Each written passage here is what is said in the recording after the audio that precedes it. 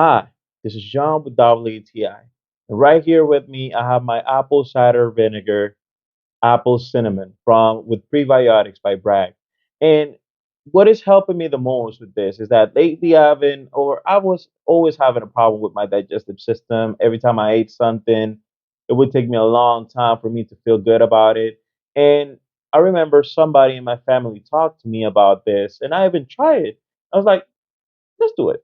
So what I did is, or what I do is that every time in the morning, I take one scoop of this guy here, diluted with water, and it feels like I'm starting the day off right.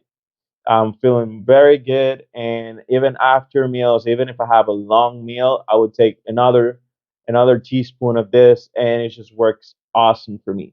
It's not too acid, so at the same time, it actually tastes good. You can use this to dress your salads or even to add it to your meals.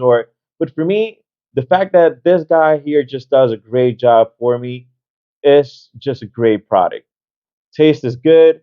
It feels and it does great to my body. And under my experience, this has been a great product.